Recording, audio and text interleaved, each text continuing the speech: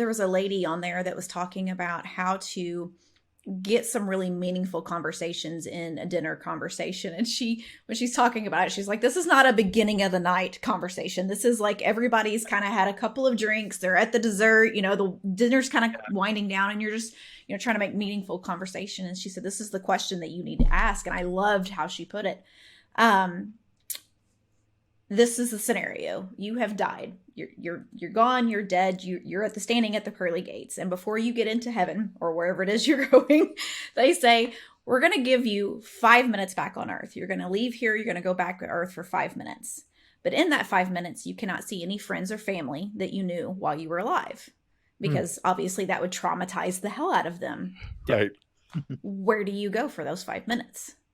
And she said that conversation, because you're going to get, moments in time for that person that they would like to go back to, or something that made them feel a certain way, or somewhere that they've never traveled to, or the place they did travel to that was the best.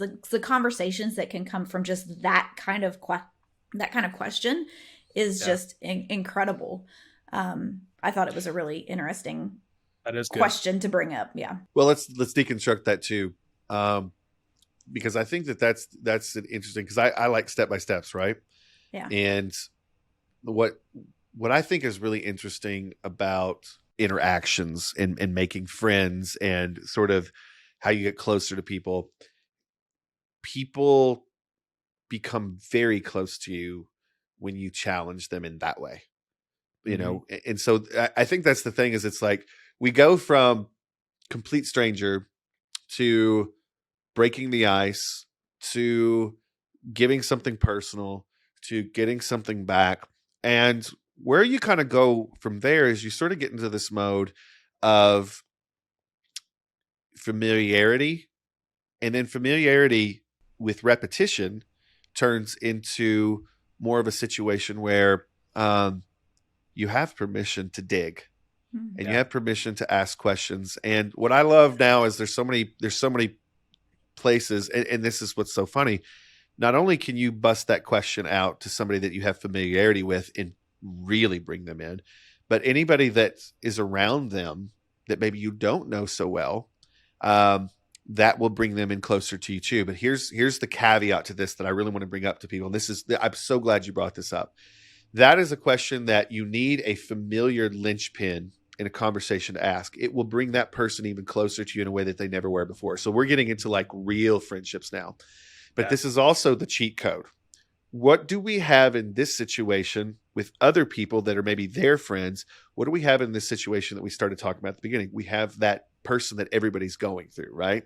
Mm-hmm. And so let's imagine that you are at a dinner party and you've got your core 5 friends, and they've got some friends that they brought in, and you've got maybe 2 or 3 people you don't know. It's a cheat code to get immediately closer to the people that came in. You don't have to go through all those other processes with those people, because that's the kind of question, because you have that person that's connecting them. Now you've got the blessing already that you're okay. You're safe, right? Mm-hmm. This is not some psychopath that this person is, that, just is a random.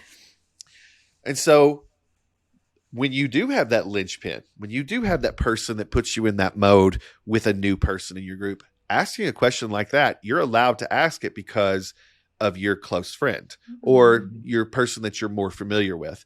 But people that maybe you've met for the first time now will immediately skip the line with all these other things, and you can get to really, really deep things because you ask a question like that. And so I think that understanding that you can use that tactic to skip the line in a lot of this is big. And so, after that question gets asked, and it's probably answered in a group setting like that. But after that question gets asked and answered, going up to somebody afterwards and being like, I loved your answer to that question. I never really thought about that, but like, this is interesting. Have you, tell me more about that. Like, that's such a good sort of scenario on how we do this. And like I said, I obsess over the steps I obsessed into, okay, now you're here, you can get here. You couldn't get there before because you couldn't jump that high. But now that you've hit these few steps, how do you get to the next thing? And then is there a hack? Is there a way that I can take someone brand new and not have to, climb each step to get there? And so I love that question. If you want to listen to more episodes, learn more about our mission, or send us questions or feedback about the show,